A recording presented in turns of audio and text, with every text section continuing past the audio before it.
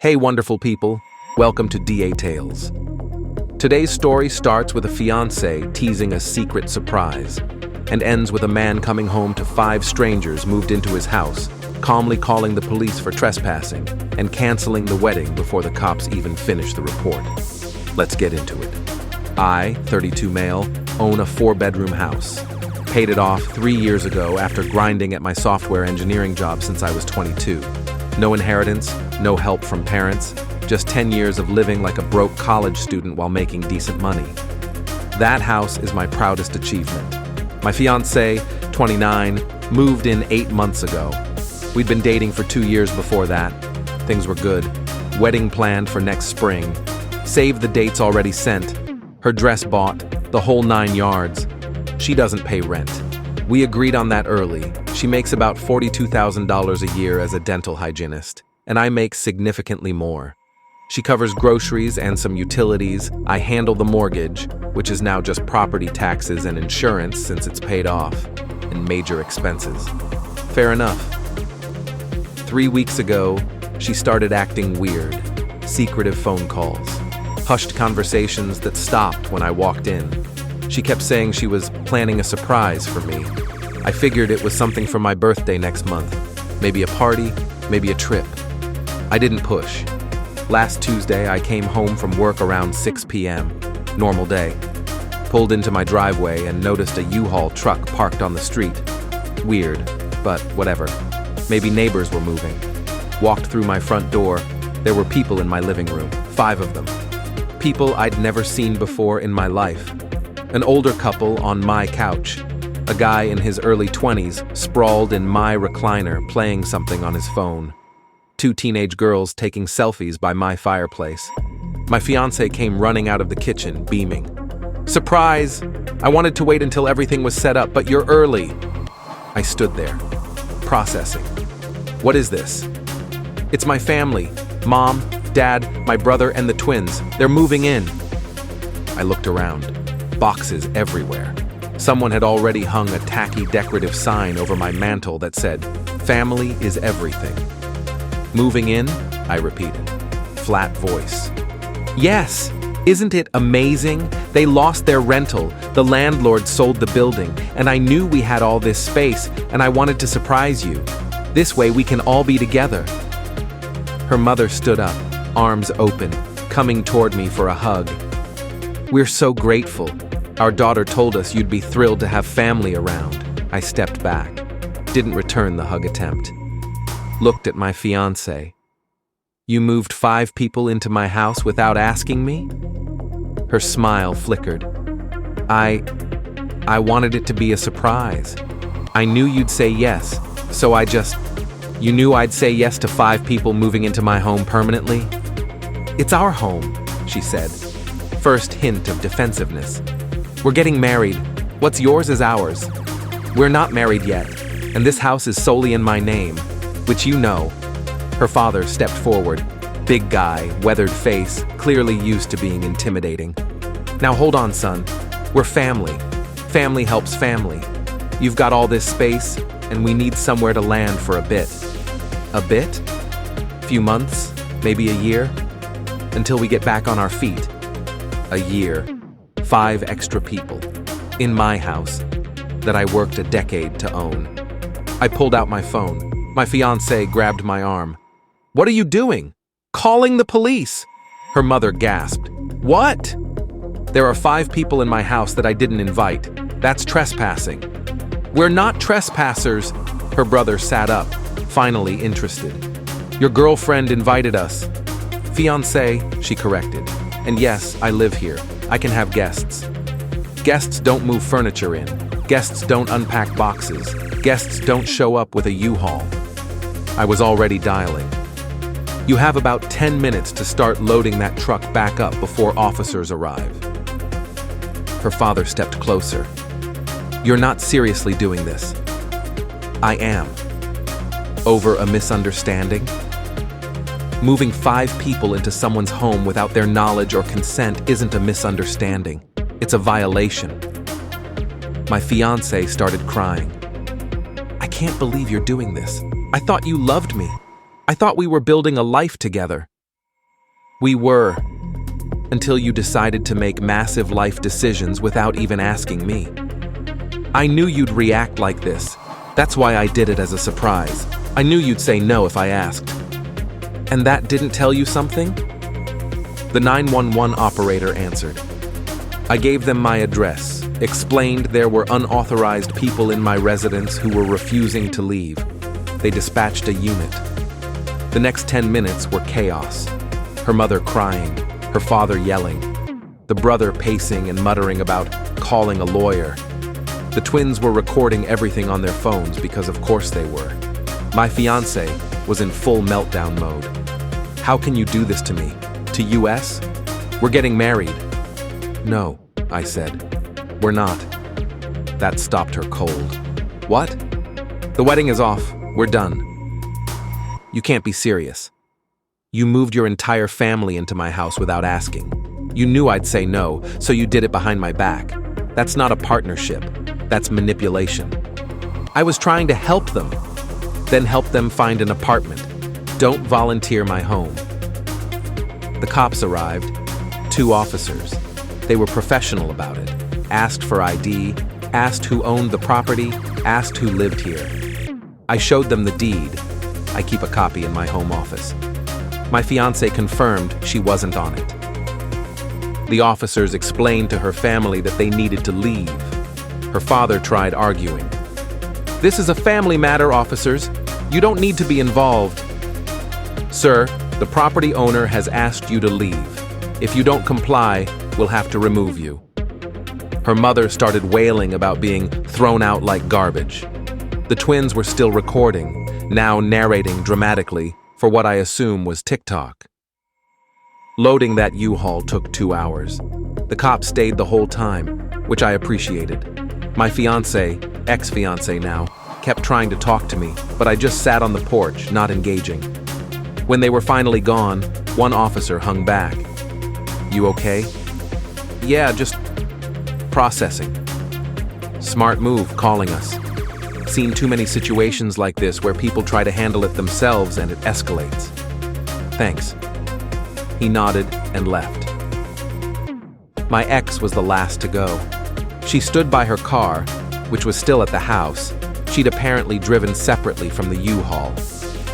I can't believe you're throwing away 2 years over this. I'm not the one who threw it away. Where am I supposed to go? Your family has a U-Haul full of stuff. Figure it out together. She got in her car, drove off. I went inside, took down that stupid family is everything sign, threw it in the trash. Then I sat in my empty, quiet living room and let myself feel it. The betrayal, the shock, the anger, but also relief. Because if she was willing to do this before we were married, what would she have done after? More updates to come. She still has stuff here, and I have a feeling this isn't over. Thanks for all the support on my last post. A lot of you predicted correctly. It got worse before it got better. The night after the U-Haul incident, my phone was blowing up. Her mother, her father, her brother, who apparently got my number from her phone. Even one of the twins texted me calling me a boomer narcissist. I'm 32, whatever. I blocked everyone except my ex. Figured I needed to keep that line open for logistics. She still had clothes, toiletries, some furniture she'd brought when she moved in. I'm not trying to steal her stuff. Day 2, she showed up unannounced, didn't knock, walked right in with her key like nothing happened. I was working from home. She appeared in my office doorway. We need to talk. You should have knocked. I live here. You did. You don't anymore. That's not your decision. It literally is. It's my house. She sat down across from my desk like this was a negotiation. Look, I overreacted. Moving them in without telling you was wrong. I see that now. But you overreacted too. Calling the police, canceling the wedding, that's insane. Is it? Yes! Normal couples fight and work through things. They don't throw away 2 years over one mistake. One mistake? I lean back. You moved 5 people into my house. You had a U-Haul. You rearranged my furniture. You hung decorations. That's not a mistake. That's a premeditated plan that you knew I wouldn't agree to. So you did it behind my back. I was trying to help my family. At my expense, without my consent. We're supposed to be a team. Teams discuss things. They don't ambush each other. She switched tactics. Tears started flowing. I'm sorry, I'm so sorry. My parents were desperate. They had nowhere to go. I panicked. Please, can we just start over? Where are they now? What? Your family. Where are they staying? A motel. So they found a solution, without using my house. It's temporary, they can't afford, not my problem. I stood up. You need to schedule a time to get your belongings. Not today. This weekend works. I'll make sure I'm here. You're kicking me out, just like that? You stopped living here the moment you decided my home was yours to give away. She left, but not before calling me heartless and selfish, and the worst mistake of her life. Day 3 is when the real circus began. Her father showed up at my door at 7 a.m., pounding on it like he was trying to break it down. I have a Ring doorbell. I watched him on my phone for a solid 2 minutes before I opened it. He was red-faced, sweating, clearly hadn't slept well. You and I are gonna have a conversation. No, we're not. You embarrassed my family. You called cops on us like we were criminals. You were trespassing. We were invited. By someone who didn't have the authority to invite you. She lives there. Not anymore. And even when she did, she didn't own the property. She can't move people in without the homeowner's consent. That's basic tenancy law. I don't care about your laws. I care about my daughter, who's heartbroken because of you. Your daughter is heartbroken because her plan to manipulate me backfired. That's not my fault. He stepped closer. Chest puffed out. Classic intimidation move. You're going to fix this. I'm going to close my door now. If you come back, I'm calling the police again. If you threaten me, I'm filing for a restraining order. We're done here. I closed the door, locked it. Watched him stand there for another minute before he stomped back to his truck. Day 4, I got a call from an unknown number. Against my better judgment, I answered. It was her mother. I just want you to know what you've done to this family. Ma'am, my husband hasn't slept in 3 days. My son is talking about finding you and teaching you respect. My daughters are traumatized, and my baby girl cries herself to sleep every night.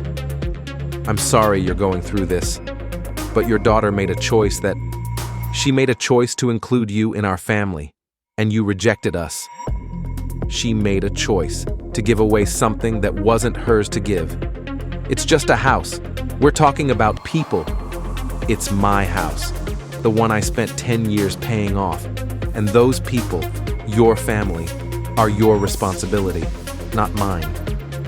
You're a cold, selfish man. I thank God every day she found out before she married you.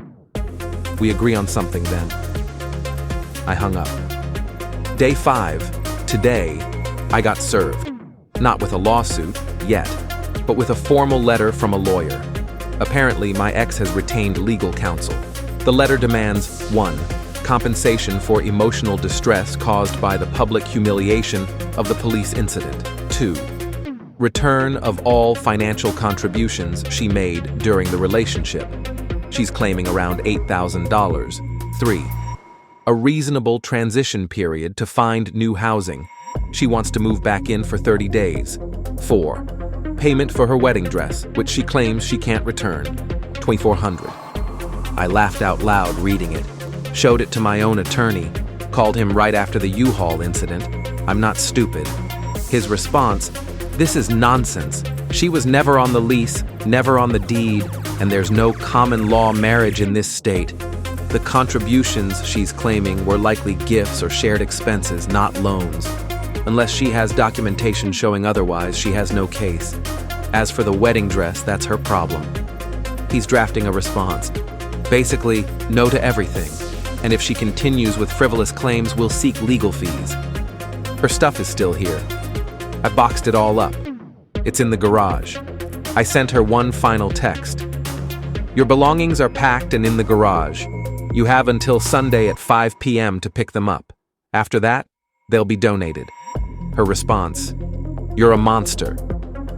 Then, 10 minutes later, "Fine. I'll be there Saturday."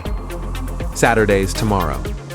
I've asked a friend to be here as a witness, not taking any chances. This is far from over. I can feel it. Her family isn't the type to let things go quietly. All right, here's how it all shook out. Saturday came. She showed up with her brother and her father. Not ideal, but whatever. I had my buddy there, and I'd informed the local precinct that I might need them on standby.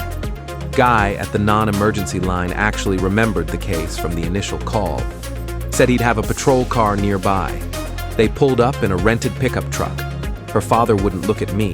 Her brother glared the entire time. My ex was doing this thing where she pretended I didn't exist while making pointed comments loud enough for me to hear. Can't believe I wasted 2 years on this. Some people just don't understand family. Hope he enjoys being alone forever. I didn't engage. Just pointed to the garage, told them her stuff was labeled and organized, and went back inside. It took them about an hour to load everything. Halfway through, her mother called her. I could hear the conversation through the open garage door. She was apparently coordinating where everything would go since they were now splitting between a storage unit and her brother's apartment. Fun fact I learned from that call, her brother's apartment is a one-bedroom, and now her parents, her brother, and the twins are all crammed in there because the motel got too expensive. Not my problem, but also kinda satisfying. Is that petty? Maybe. I'll own it. When they were almost done, my ex came to the front door. I opened it, but didn't invite her in. The ring. What? My engagement ring. I want it back. I almost laughed. That's not how it works. I gave you that ring contingent on us getting married. We're not getting married. It reverts to me. That's ridiculous. That's the law in this state. Google it. She turned red. You're really going to nickel and dime me over a ring? You're really going to demand a ring after trying to move 5 people into my house without asking? I can't believe I ever loved you. I can't believe I was going to marry someone who thought it was okay to make decisions like that unilaterally. I guess we're both disappointed. She stormed off. They finished loading. Her father said something under his breath as he passed me that sounded like piece of work, but I let it go. They left. The lawyer stuff got resolved faster than expected. Their attorney sent one more threatening letter after my lawyer responded. This one claimed my ex had tenant rights and that my eviction of her was illegal. They demanded I allow her to return to the property for 30 days minimum. My lawyer responded with, A. She was never a tenant. She didn't pay rent, wasn't on any lease, and had no formal tenancy agreement. She was a guest, and guests can be asked to leave at any time. B. Even if she had been a tenant, her surprise of moving in 5 unauthorized occupants would have been grounds for immediate eviction anyway. C. If they continued with these frivolous claims, we would countersue for legal fees and harassment. Radio silence after that. Her family tried one more thing, though. About a week after the pickup, I got a call from a local news station. Reporter wanted to comment on a story about a man who threw out his fiancée's homeless family into the street in front of police officers. Someone, I'm guessing the twins with their TikTok footage, had tried to pitch this as a viral story. Woman helps family, heartless man calls cops, drama ensues. I told the reporter I'd be happy to comment. Gave her the full story. Explained that I came home to find 5 strangers in my house without any prior discussion or consent. Explained that my fiancée had explicitly said she did it as a surprise because she knew I'd say no if she asked. The reporter paused. She knew you'd say no? Her exact words. That's not how the family presented it. I'm not surprised. She thanked me for my time. The story never aired. Apparently, woman secretly moves family into fiancé's home, gets caught, isn't as sympathetic as they'd hoped. One of the twins did post the Ring doorbell footage of her dad confronting me. Comments were not in their favor. Turns out, When you watch a grown man try to intimidate someone on their own property while demanding they fix a situation they created, sympathy doesn't flow your direction. So, where are things now? My ex and her family are still crammed into that one-bedroom apartment. I heard through a mutual friend that her parents are now looking for their own place, but housing in this market isn't cheap, and apparently her father's credit is trash. My ex is back living with her brother and his roommate situation. From what I understand, it's not going well. She went from having a whole house to sharing a pull-out couch with her teenage sisters. I sold the engagement ring, got $3,200 for it, used the money to upgrade my home security system, and put the rest toward a vacation I'm planning for next month. The wedding vendors were mostly understanding. Lost the deposit on the venue, $500, because it was non-refundable at this point. Her family was supposed to cover half, but surprise, surprise, they never paid their portion, so that's $1,500 I'll never see again. Could be worse. I've heard through the grapevine that my ex tells everyone I abandoned her over a misunderstanding, that I was looking for an excuse to get out of the wedding, that I never really loved her. If that's the story that helps her sleep at night, fine. I know what happened. The cops know what happened. Her own lawyer eventually figured out what happened, which is probably why they went quiet. Here's what I learned from all this. When someone shows you they're willing to make massive decisions about your life without your input, because they know you'll disagree, believe them. That's not love. That's not partnership. That's control dressed up as good intentions. She didn't surprise me with a party or a trip. She surprised me with a fundamental violation of trust and autonomy. And when I reacted appropriately, I became the villain in her story. I'm okay with that. My house is quiet now, just me. And honestly, I like it. I spent 10 years earning this peace. I'm not about to let anyone take it from me without my explicit, enthusiastic, informed consent. Some people think I went too far, called the cops on family, ended a 2-year relationship on the spot. But here's the thing. The relationship ended the moment she decided my home wasn't mine anymore. The moment she planned and executed a scheme specifically because she knew I'd refuse if asked. Everything after that was just paperwork. She made her choice. I made mine, and I'd make it again. Since some people asked, yes, I kept the house. No, I'm not selling it. This is my home. I built my life here. One bad relationship doesn't change that. For everyone asking about the twins' TikTok, I'm not linking it. They're teenagers, and they were doing what their parents and sister encouraged them to do. They'll learn eventually that recording yourself being entitled doesn't usually go viral for the reasons you want. Last one. Someone in the comments asked if I miss her. Honestly, I miss who I thought she was, the person I was going to marry. But that person wouldn't have done what she did. So I'm mourning someone who never really existed. And that's a weird kind of grief, but I'm working through it.